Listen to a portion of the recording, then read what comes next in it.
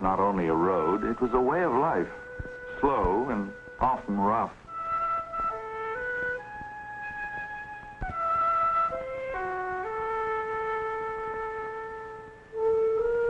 If you lived way out in the country, 15 or 20 miles away from the railroad station, you had to get up before dawn to catch the 9:30 train.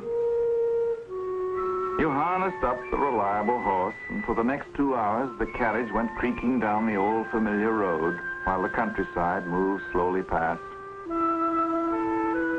If you were leaving the farm for good to go to the city, you had mixed feelings on that long ride to the station. It's not easy to pull up roots and start a new kind of life. You saw the faces of old friends as you passed their house, waving goodbye, and you felt sad at leaving them. But you saw, too, how old and tired they looked, worn out by hard work, locked on the land. A woman looked 50 before she was 35 with all she had to do. In a way, you were glad you were leaving. You passed the old schoolhouse where you'd gone as a kid, and you remembered the long miles you'd walked morning after morning to get there. That final run to get inside before the bell stopped clanging.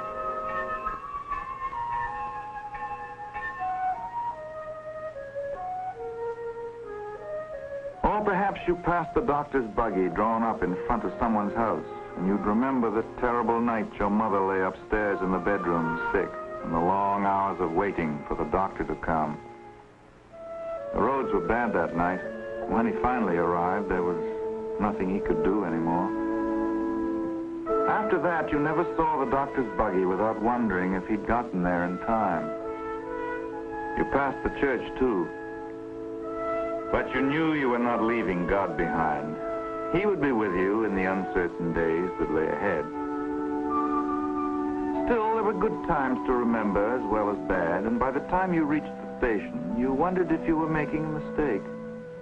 Some people might call you a darn fool to leave a fine farm and go running off to the city where it was noisy and dirty and full of pickpockets and swindlers and women who painted their faces.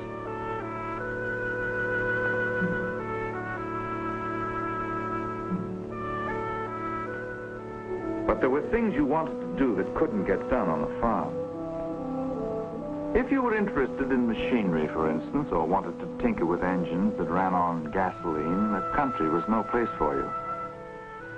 You had to go where other men were doing this kind of thing. Train was late, of course. You could have slept another half hour.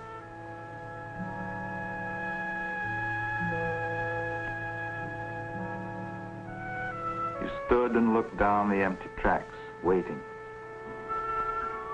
Somewhere out there beyond the horizon lay the city where your destiny waited.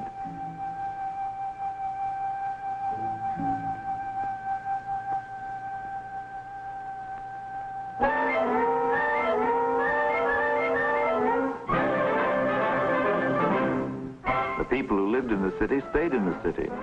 They walked the hard pavements till their feet ached. If a person were well-heeled, he took a cab. If a nickel was all he could afford, he took a streetcar and got there an hour later. The fastest thing in town was the fire engine.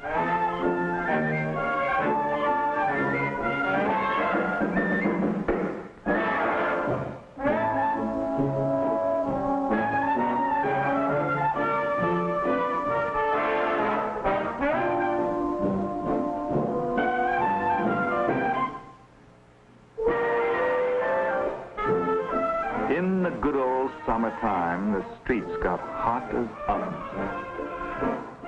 Vegetables and people wilted under the blazing sun, and the kids got hard-boiled. Everybody panted and sweltered and longed to get away from the clanking thunder of the elevated trains and the clatter of wagon wheels on cobblestones. Far uptown lay the ballpark. And if you went for a long boat ride down the bay, you finally arrived at an amusement park where there were roller coasters, shoot the chutes, camels to ride, and a real beach where a kid could get to swim in the ocean. But it took the better part of a day to get there and back, so you settle for the nearest fire hydrant on your block.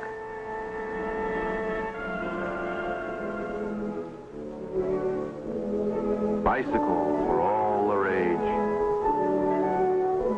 On Sunday afternoons, you could pedal out past the city limits and see real trees and grass and hear a bird sing.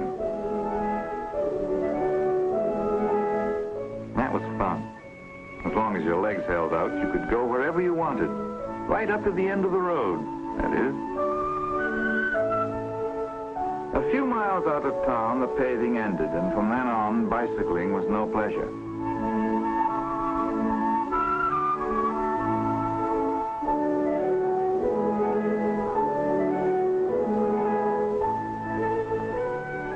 A lot of people accepted the end of the road and turned back. But the bicycle wheels had a greater destiny. In Detroit, a man named Henry Ford, who had left the farm and come to the city to tinker with machinery, was making what he called a quadricycle. It looked like a buggy, only it had no shafts for a horse to be harnessed to. The horsepower was going to come from a gasoline engine he'd made himself.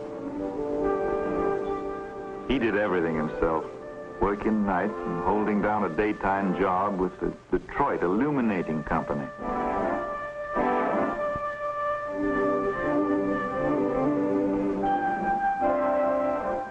It took a long while to make this machine, but Henry Ford stuck to it, and finally it was ready. One momentous night, he pushed it out for its first trial run.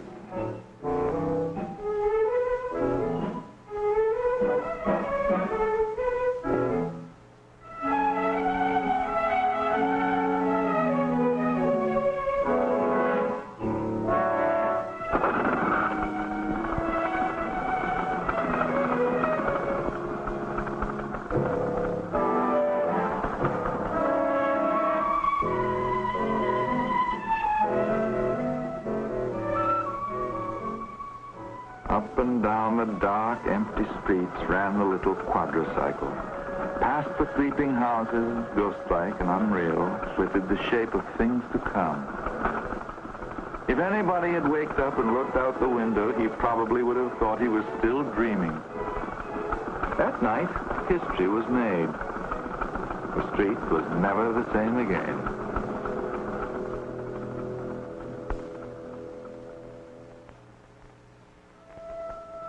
It didn't happen overnight. The going was rough for those early cars on the American road. We should pause to remember and admire not only the adventurous men who kept on making automobiles, but the reckless few who had courage enough to drive them.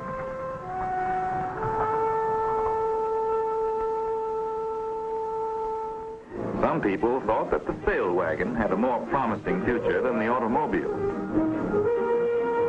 Built like an ice boat on wheels, it could hit over 50 miles an hour if the wheels stayed on. Of course, it took a land-going sailor to operate it, and on a public road, it really stopped traffic.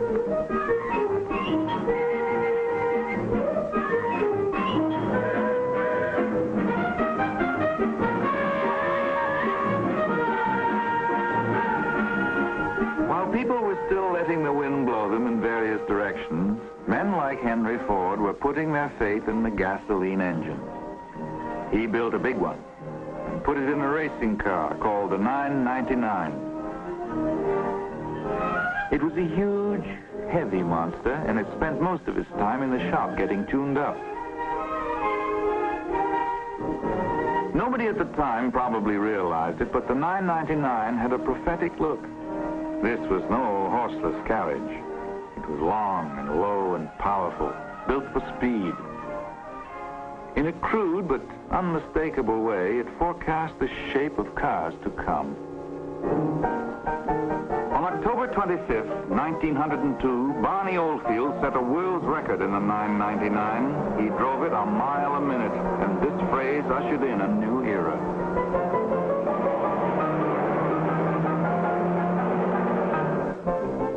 Cars now became a more and more frequent sight, particularly in cities. By 1903, there were more than 1,000 automobile manufacturers in the United States. And in that year, the Ford Motor Company was founded. The first payroll didn't take much bookkeeping.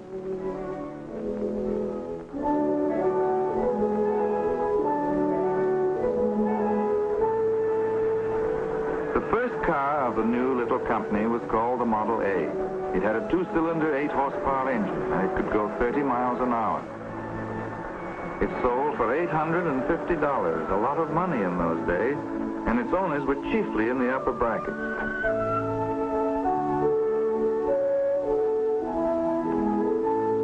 It was smart and fashionably designed, with a door in the rear like a pony cart. And it cranked from the side, a good safety measure designed to prevent the cranker from being knocked flat and run over if the car started prematurely. Everybody admired it, but only the more daring could be persuaded to ride in any kind of a motor car.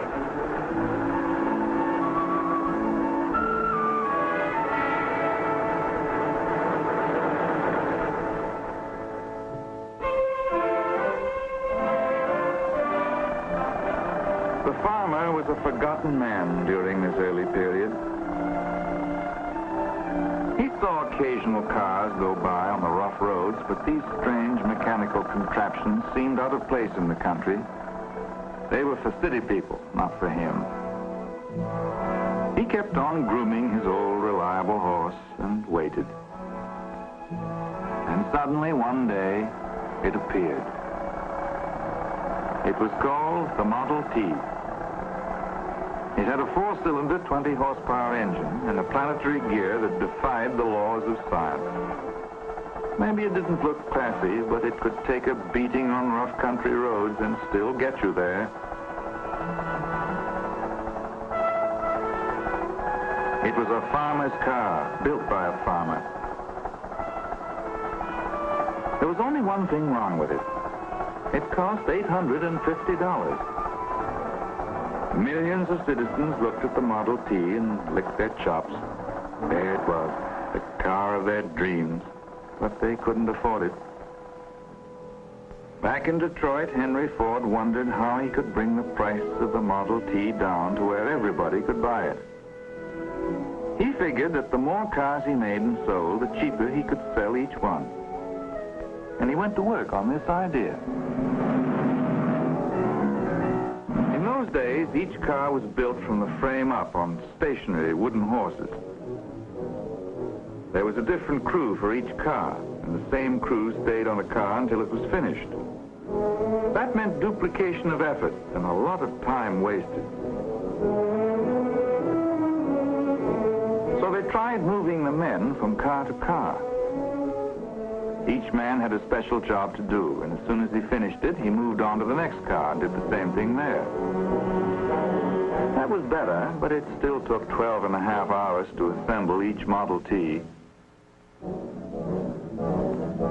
Henry Ford watched it for a while, then he had an inspiration. Instead of moving the men past the cars, why not move the cars past the men? So on one hot August morning, they tried it that way. A husky young fellow put a rope over his shoulder, and Henry Ford called, "Let's go."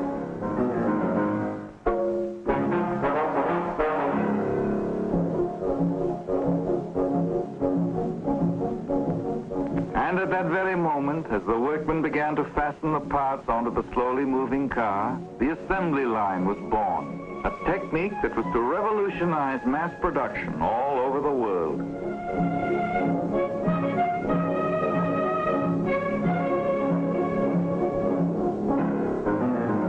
Once they found that the idea would work, they began to improve it, refine it. They rolled the chassis down a single line of track, pushing it from crew to crew. And the more expert they became at this new method, the faster the cars came off the assembly line, and the price of the Model T began to drop.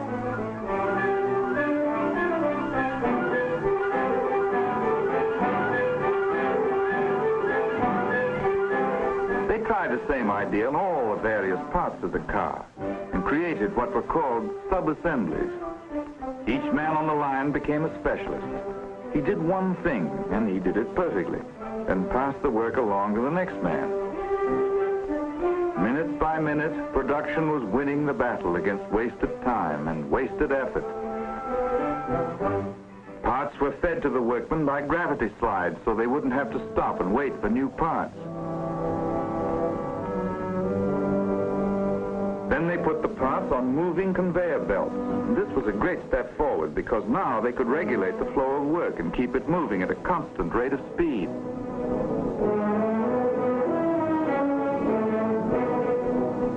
And the conveyor belts grew longer and more complex as they moved the work from place to place in the huge shops. They became fantastic masterpieces of planning and engineering. But the battle against wasted time and wasted effort was being won.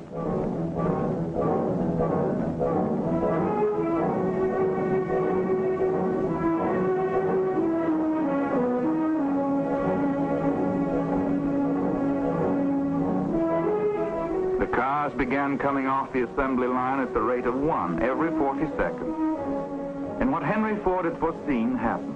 Mass production and the assembly line drove the price of the Model T down from $850 to $300. Now everybody could have one.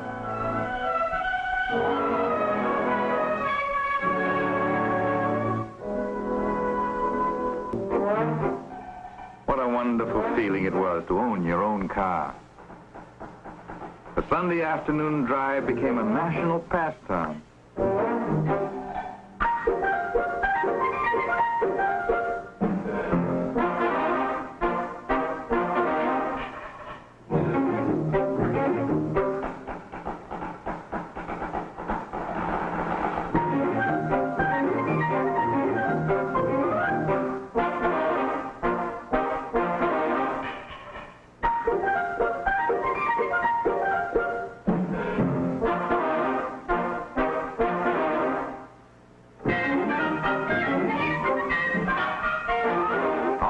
To visit Uncle Obadiah with the car bouncing along like a boat in a choppy sea, jolting your teeth out every time it hit a bump.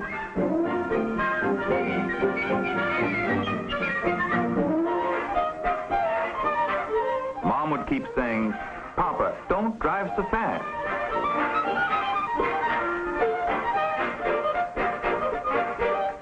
And when you suddenly met another car coming the other way on those narrow roads, oh boy, that was a thrill that stood your hair right up on end.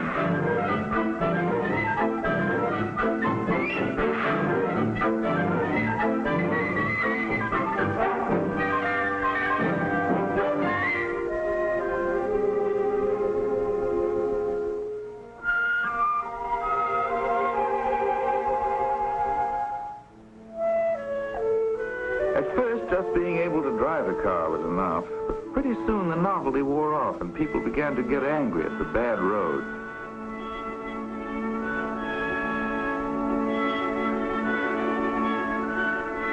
So they started to make the roads better. In every state all across the nation, men and machines went to work.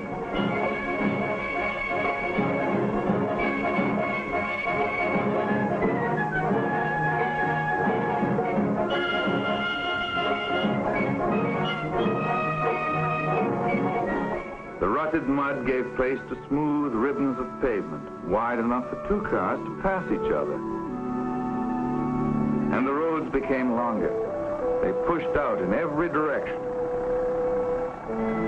And down every road ran the Model T, panting and quivering, always eager to go farther.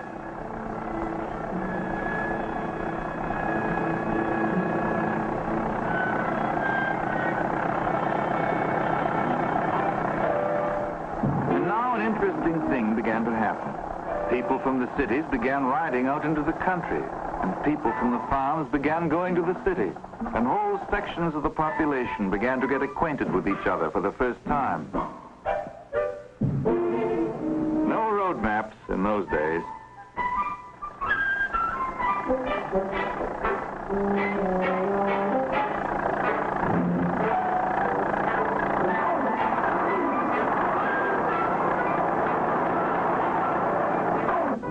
If you got lost, the kindly natives would give you directions so complicated you couldn't find your way home with a compass. Everything was down the road a piece. If you got lost, you stayed lost.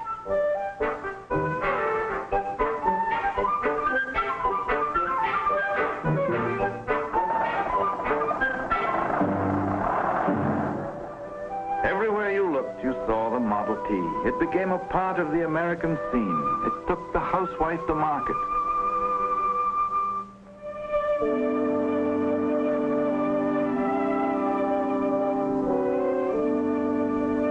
It brought the doctor to his patients in time to save their lives.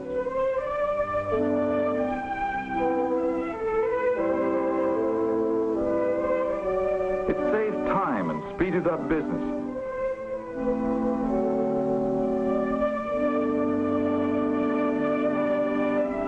Filling stations sprang up by the thousand, and a whole new industry in gas and oil was created.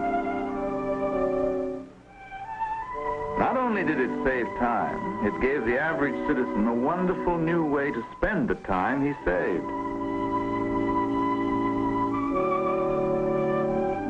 Now, for the first time, Americans were able to travel inexpensively across their own country in their own cars and see the grandeur of their inheritance.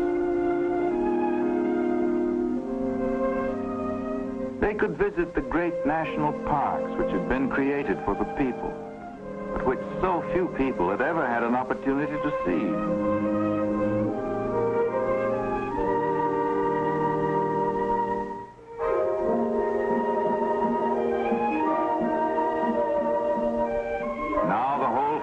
Could get away from the noise and the heat of the city. People could go camping over a weekend and be back to work Monday morning with renewed energy.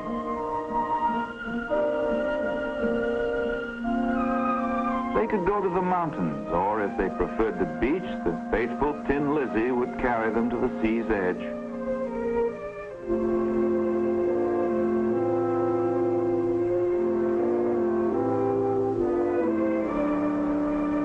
There were many new images in the people's minds now, things they had seen along the American road. Wonderful things they would never have been able to see at all without the motor car.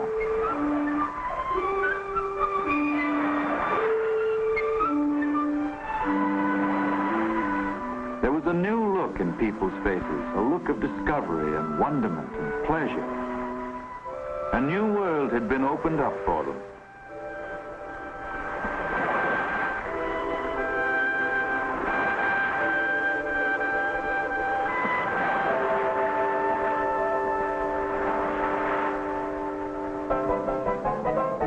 The nation took the Model T to its heart. People called it a flivver, made jokes about it, loved it. They said it could go anywhere except in society.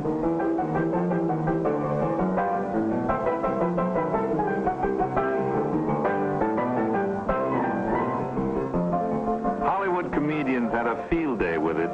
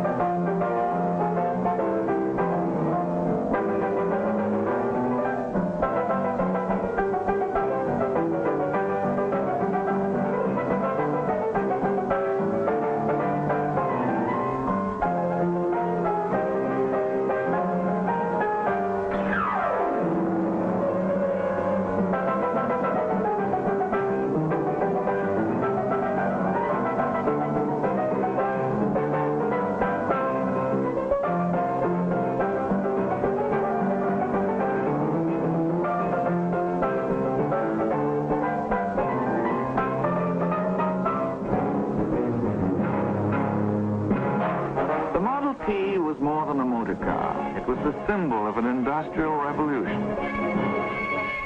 For mass production and the assembly line were now able to bring the price down on all sorts of products, put them within everyone's reach. Mass production also created thousands of new skills, new jobs at higher wages. And under this powerful stimulus, the nation's economy expanded enormously. What about the man who was chiefly responsible for all this? What was he like? Let's take a look at the family album.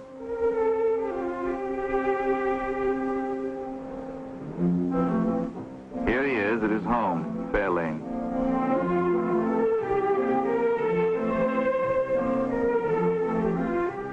Walking with his wife, Clara, through the garden.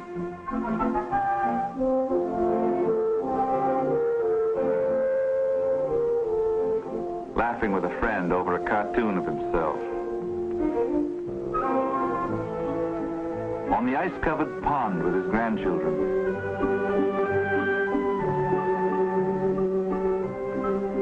Here he is, back on the land, tinkering with one of the old steam engines. He was always wondering how he could take the burden of work from the back of the farmer and put it onto the machine. Maybe it was at times like this that the idea of the tractor came to him. The tractor was the realization of one of his oldest dreams.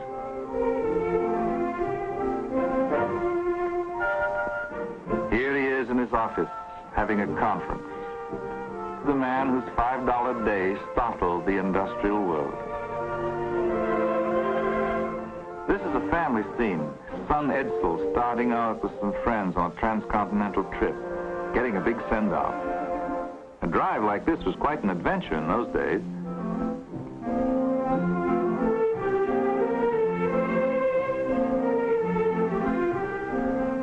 He liked to dance country dances.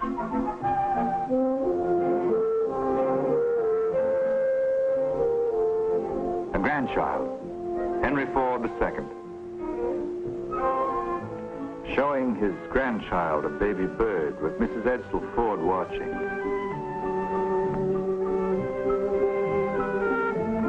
Still the farmer, teaching his grandchildren, Henry II and Benson Ford, to love the soil.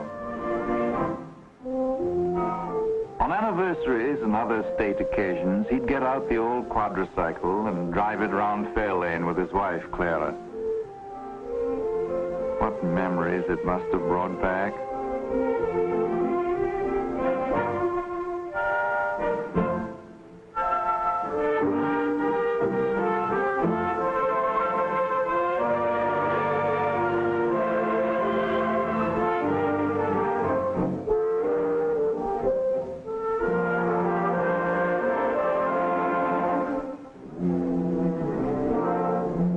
Sometimes he liked to go camping with some of his old friends.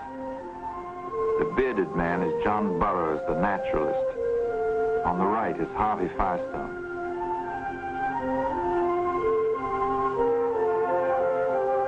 He still knew how to swing an axe. Had his own ideas about cooking, too. That's Edison in the background. Vigorous men with vigorous minds and healthy appetites.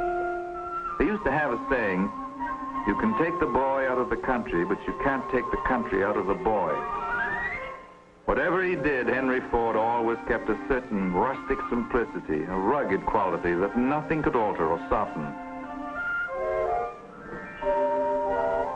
Burroughs had always looked down his beard at the Model T, called it a noisy device that frightened the birds. But finally, even Burroughs overcame his prejudices.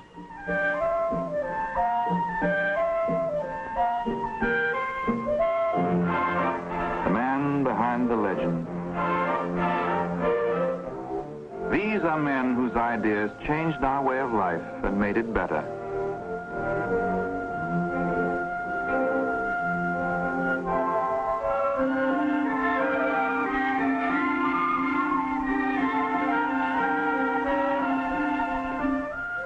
Father and son. They walk side by by side, reviewing the past, planning the future together.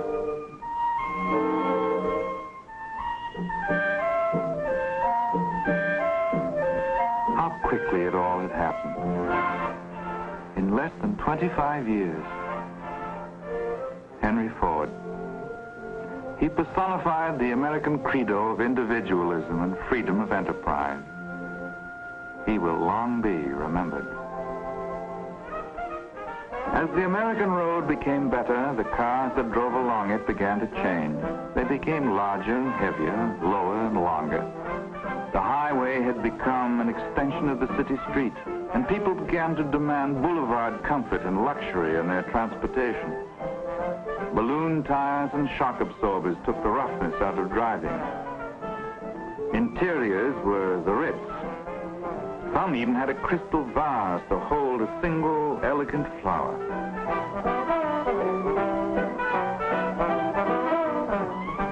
Henry Ford saw the trend and began making the Lincoln, one of the finest and most luxurious cars in the world. Alongside of such grandeur, the old Model T began to look more and more like a country cousin.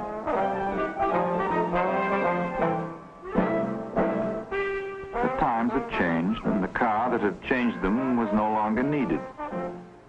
Henry Ford decided to stop producing it.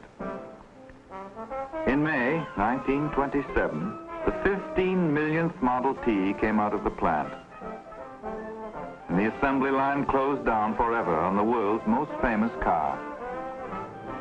From then on, the old flivver began to disappear from the roads. As old cars were turned in, they were taken back to the plant.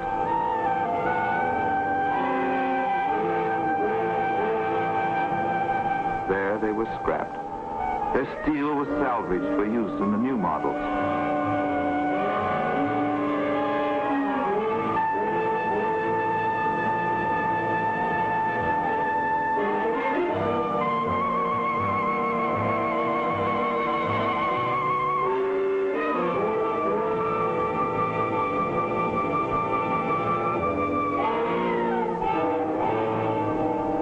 Once in a while, a car would balk at the mouth of the furnace as though in a last effort to save itself. The Model T died hard.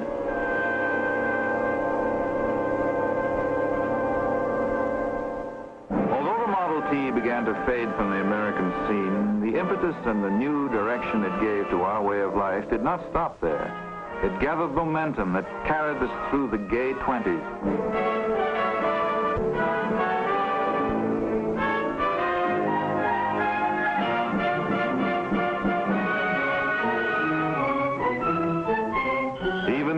Depression of the 30s could not stop the powerful forces that had been set in motion.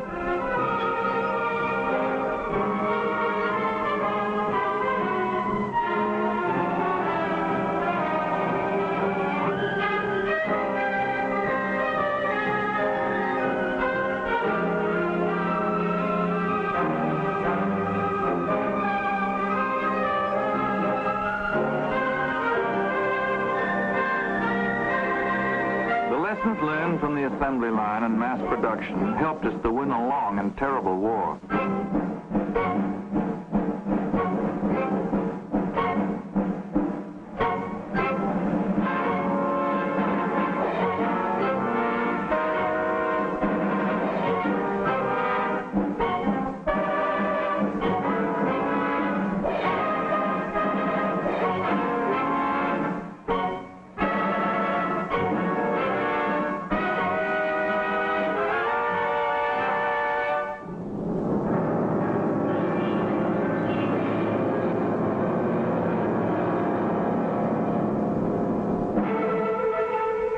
Nothing has been able to stop us. We have kept on working, kept on building. And today, this is how the American road looks.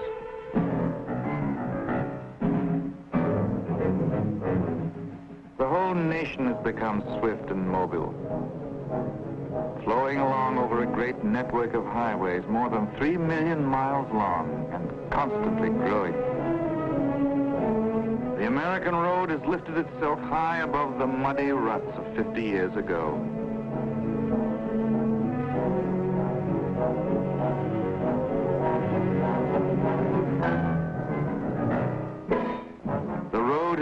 the gulf between city and country.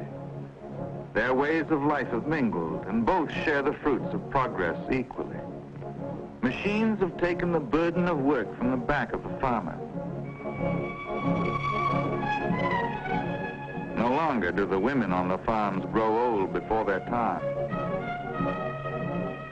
And the people of the cities have been able to move out into quiet communities full of sun and fresh air that seem almost like living in the country. The old country schoolhouse has vanished, and the energy of the children is no longer wasted in walking miles to get there.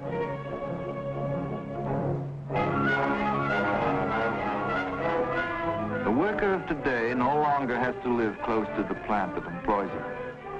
His home is in pleasant surroundings, and he drives to work. Every car on the American road, every new building that towers against the sky is a sign of our progress towards a better way of life. But perhaps the most wonderful thing about the American road is the freedom it gives us. You've only to get in your car and start driving to feel it. The American road. What magnificent vistas open up before us as we travel along it. We have come a long way since the quadricycle and the Model T. These short years, our whole way of life has changed. We have accomplished much, but the achievements to come will dwarf our own. The American road stretches ahead of us, all towards a new horizon. We are all traveling along that road, all moving forward towards an even better tomorrow.